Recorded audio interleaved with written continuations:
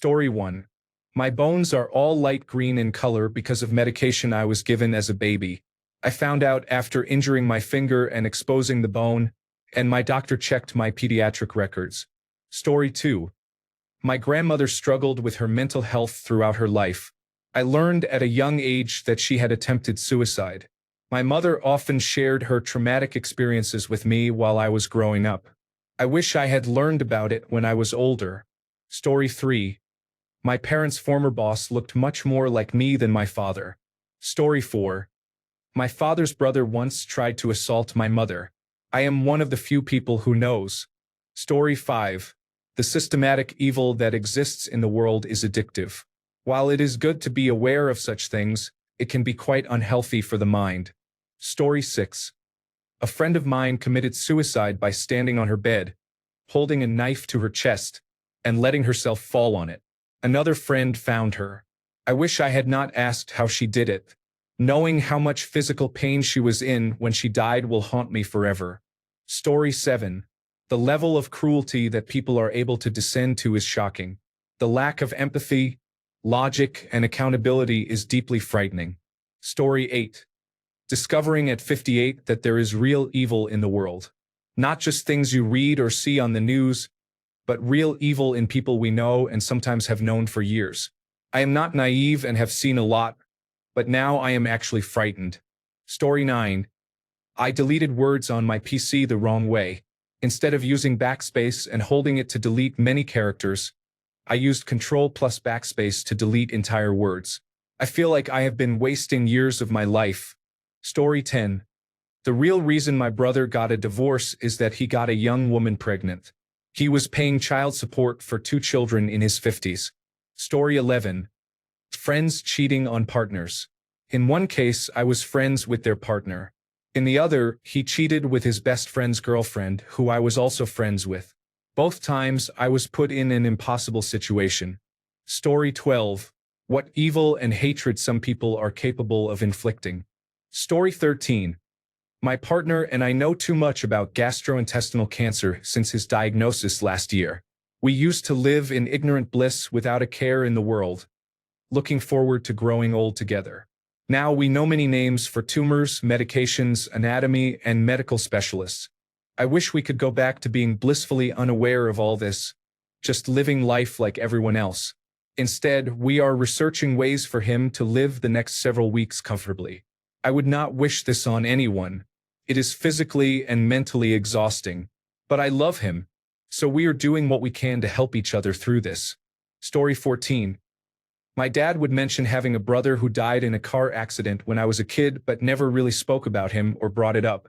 Speaking with my mum one day when I was definitely too young to be told the truth, she explained that Uncle Michael had killed himself by sticking a hose in the tailpipe of his car outside his best friend's house about 3 hours from home.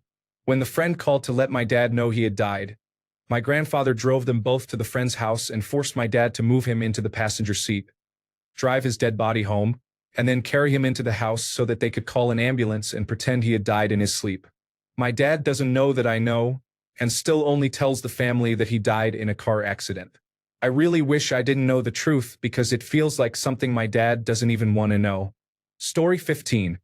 I found out that a friend of mine has a very particular fetish. He gave his computer to another mutual friend after upgrading to a better one, but he forgot to wipe the hard drive before doing so. The other friend then found images and videos related to the fetish and showed them to me. I really wish he had not done that or that my friend had remembered to wipe the hard drive. Story 16. I just looked up a skin condition someone mentioned in another subreddit and I wish I had not. Story 17. My grandfather was a member of the National Socialist German Workers' Party and fled Germany to Canada. He assumed his deceased brother's identity, married my grandmother, and had affairs resulting in 3 daughters unknown to the family. We discovered this when I was 18. One daughter had been abandoned in a dumpster behind a church. Story 18. This man I met years ago confessed that he abused his 14-year-old stepson behind his wife's back. This was after we had been chatting for a few days. He said he thought he could trust me because we had gotten to know each other. I will spare you the details. There were no immediate warning signs before that. The man was neatly dressed, polite, and friendly. He was a retired real estate agent who boasted about retiring young and living off his stock portfolio when I met him. He had a very nice house in a pleasant neighborhood. The only negative thing I noticed was his bleached hair. He was in his mid-40s and it looked ridiculous, like Legolas from Lord of the Rings but styled like Zac Efron's pompadour. Nitpicking over someone's haircut because you cannot find anything else wrong is silly though. Looking back, I wish I had gone straight to law enforcement or the boy's mother. I did contact the boy on Facebook and sent him a message just to ask if he needed help. I explained what his stepfather confided in me but did not reveal how we met. He left me on read indefinitely. The message remained unanswered in my inbox for 2 years, so I deleted it. I did not take further action. It was easier to cut contact with the abuser and move on with my life. I have no excuses. I felt overwhelmed. I had just moved to a new town, did not find work as quickly as I hoped, and was facing financial difficulties. I was too stressed to worry about others. The memory is humiliating now. I hope the boy is okay, but I will never know. Story 19. Hearing how my mother found me boring and pawned me off on friends and family until I was interesting. My husband's mother told us how she used to put her kids in a playpen, change their diapers, and feed them. Other than that, she didn't find them interesting enough to spend time with. My husband and I try to be involved, play, and learn about their interests. We find them naturally funny and interesting, and yes, sometimes boring, but we don't ignore them. I am surprised how unashamed they were to basically say, "Hey, I emotionally neglected you as a child because you weren't interesting to me." This might explain some of the abandonment issues and lack of emotional regulation we both work on. Story 20. The fact that I have heard my dad saying the N-word multiple times is troubling. We are not a black family. None of his friends are black in any way. I am pretty sure there are no black people around here at all. It's not like I was close to him, but it is still just wrong. Story 21. My grandfather trapped squirrels in our yard and drowned them in a pail of water. I found out about this when I was about 30 years old. My grandparents lived with me when I was a child, so we were very close. I am a huge animal lover and a vegan. It makes me ill to think about this. Story 22. That my generation really does not care about anything but misery. Story 23. What goes on in industrial factory farming in terms of cruelty and scale is disturbing. The content posted on social media and charity campaigns is bad enough, but I started looking into reports from whistleblowers. The scenes from some of the videos still haunt me. I am glad in some ways to be aware of it because it has helped me make better choices as a consumer, but it also makes me feel desperately sad and hopeless at how cruel humans can be for profit. Story 24. My friend said that I deserved the abuse from my family, then acted super nice in front of me. Story 25. Many YouTubers I have drawn inspiration from have committed crimes in some way. Story 26. My paternal grandfather died by suicide many years ago. It is not surprising. We are intelligent, but my family has a history of mental illness. Story 27. That knowledge is not power. How cheap, stupid, and rich you are is. Story 28. One of my best friend's father has another family, and she and her siblings have no idea. I have been carrying that with me for over 20 years and wish my mother never told me how they ran into her father and another woman while the rest of the family was on a trip, and he then explained everything. Story 29. How horrible people can be. At only 19, I realized how truly evil some people are and how they get away with it, defended by everyone. This world is deeply twisted. I thought I knew everything about how the world works and what evil is until that time. I haven't been the same since. I lost all my willpower and trust in everything. Story 30. My father had an affair. My mother told me when I was going through a divorce. My ex-husband had left me for someone else. The affair happened before I was born, and they stayed together. I don't know if she was trying to make me feel better by telling me, but it has changed my opinion of my father, especially after going through something similar with my ex-husband. Story 31. Elephant crushing refers to the practice of using elephants to crush objects or perform heavy labor. Historically, elephants have been employed in various cultures for their strength and ability to carry or break heavy materials. This practice can be seen in logging, construction, and ceremonial events. While effective, it raises concerns about the welfare and treatment of elephants involved in such activities. Efforts are being made to ensure humane treatment and preservation of these animals. Story 32. I am one of 5 daughters. Turns out my mother was trying for a son. Story 33. Factory farming and the fur industry. Watched the documentary Earthlings. Yes, that changed my world. Story 34. Most people you meet are fighting battles you will never see. This made me more empathetic, and it also made me realize how fragile everyone really is. Story 35. By middle school, when gifted a laptop with unsupervised internet, I learned how truly evil the world was. Story 36. In life, no one has your back, and the more daring you are, the more you can achieve. Story 37. Joe Biden was a United States Senator in the 1990s, which is why Russia invaded Ukraine the moment he became president. Story 38. I am 66 years old. I have always believed that humans were basically good. But now I know without a doubt that this is not true. People willingly choose evil. People enjoy making others suffer, and people are devolving rather than evolving. I never knew there were so many cruel and ignorant people in America. Story 39. I was like everyone else. Poor, jealous, envious, and foolish, mistakenly thinking I was better than others when that was not the case. Story 40. I am happy I found out everything, even if many things are vile. At least I know how the world is, and I choose to look at things no matter how disgusting they can be. This is the cruel world we live in, and I choose not to be blind to its cruelty. Not finding out does not mean they do not exist. I am sad that they exist, but happy to learn the lesson that people are the vilest creatures on this earth. Story 41. I wish I did not find out that Stephen Hawking was on the Epstein list.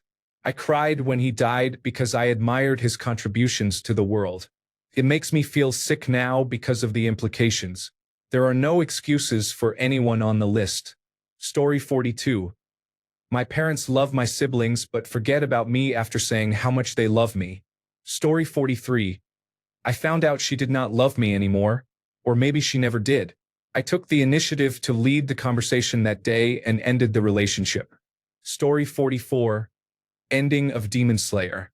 I enjoyed reading the manga after the Mugen Train arc, but would have been even more hyped for the movie if I had not read ahead. Story 45. My brother was a compulsive liar, thief, and con man. I knew he lied and stole a lot as a child, but I thought he had grown out of it. He never did. He died having lost all his friends because he had scammed many of them out of tens of thousands of dollars. Supposedly, he conned an elderly woman out of her entire life savings.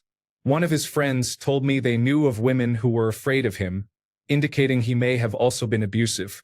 He was certainly an addict, and it was what killed him. We were never close, but he was incredibly talented, and I was proud of him. I am still reeling a bit at all the revelations almost 2 years later. He was a deeply terrible person. I do not understand how a person raised by our dad could turn out like that. Story 46. That my grandmother had a tattoo of a slippery when wet sign on her upper thigh. 12-year-old me did not want to know that. 28-year-old me really does not want to know that. Story 47. I found that our immune system barely notices our eyes, and if it did, we could go blind. Story 48. Years ago, a Vietnam veteran told me things I wish I never knew. What some of the officers did to get fragged, what some Vietnamese did to punish a girl who fraternized with an American soldier, and how his best friend, who ended up a quadruple amputee, committed suicide. This man railed against the Vietnam-era government war lies. 20 years later, we would say he suffered from post-traumatic stress disorder. He had cut up his uniform and thrown it away. He gave his medal to his mother. Think about it the next time you villainize someone who resisted the draft as a coward. I don't blame anyone who did that, unless they were a chicken hawk who was okay with others getting drafted. Story 49. Mostly things about family members. There is a lot of severe mental illness and drug abuse on my father's side of the family. There are also many stories about sexual assault and other abuse occurring between different family members, as well as stories of suicide and murder. I wish I did not know most of it, but I suppose it is good that I do. Story 50. How my dad was murdered. He was stabbed 14 times in the back of his head and neck when I was 7. A family friend, who was also 7, overheard her parents talking about it and told me how he died. Years later, my mom decided to tell me, and I was just like, I already know. If you search Schaumburg, Illinois man stabbed to death 2012, you can actually read the article about his death. The man walked free, claiming self-defense. How is stabbing someone in the back of their body that many times considered self-defense? No position of self-defense would have resulted in those kinds of wounds. To think one man ruined my life from such a young age. It has been 13 years, and I still think about what could have been different if I had a dad. Story 51. When my parents got together, my father had not broken up with his then wife. My mother is strongly against cheating and never forgave my father when, 10 years later, he cheated on her. So my mother really is that narcissistic. Story 52. My parents neglected me as a child and did not give me much love, care, or attention the way I thought they should. This explains why I am the way I am today. I cried all day and the next day, and I wish I had not found out about it. It hurt me and made me question some things. I love my parents, but now I feel like I am not loved back as much. Story 53. When I was about 28, my grandmother asked me to come by her house. She told me that she needed me to hold on to something but not to talk about it with the rest of the family. She presented me with a box of old letters, mostly in German and Polish, along with handwritten pages in English that she had written years ago. The letters were from family members in Europe who were Jewish and lived primarily in northern Poland near Danzig, if I remember correctly, in the mid to late 1930s. The letters were asking family here in Canada for help leaving Europe. They all saw and heard what was happening and wanted to get out before it was too late. Our family refused. The letters became more desperate and eventually begged for them to take their children in. I did some research, and that part of my family was wiped out in the Nazi purges. Many of them did not even live long enough to end up in the death camps, and the youngest would have been about 8 years old when they died. The reason my grandmother gave these letters to me was that she did not want them to be lost or found by the family in general. She had been old enough at the time to know about the contents of the letters and what it meant. She felt great shame for the choice her parents made. She told me that part of her wanted the letters destroyed but did not have the heart to do it herself. In the end, it was for me to care for. I have talked to no one in the family about it. The letters still live in the bottom of my pants drawer, in a stiff document folder inside a zipper bag. Story 54. How expensive being an adult actually is. No one warned us enough. Story 55. I have been using the wrong oil filter and oil type for my car. I am experiencing internal pain. Please help. Story 56. By genetics, unless I live with the absolute minimum nutrition I need, I won't live to be 35. I was born with a very weak thyroid and pancreas, so what I do eat turns to fat, which I have.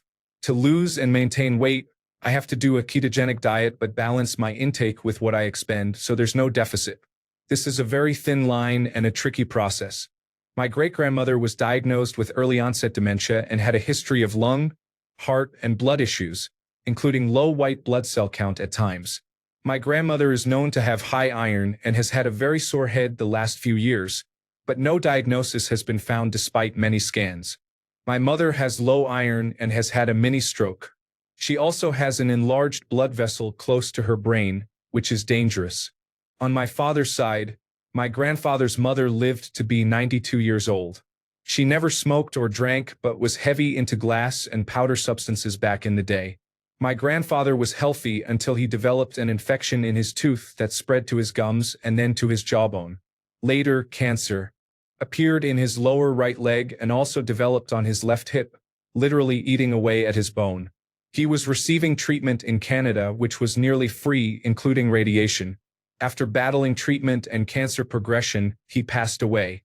It is sad, but that is not the main point here. On my mother's side, the average lifespan is between 58 and 75 years. There is one elder in that bloodline who is 96, living actively and stylishly in Paris. On my father's side, the outlook is tougher due to cancer concerns. Honestly, All of this is somewhat in the background but always makes me wonder. I am prepared for the day that comes, whether it is tomorrow or 80 years from now. That is the harsh but unfortunate truth. In the meantime, I live life one day at a time. No matter how bad the day gets, there is always tomorrow. I am currently homeless, which has taught me that humans are very lucky to be alive and well.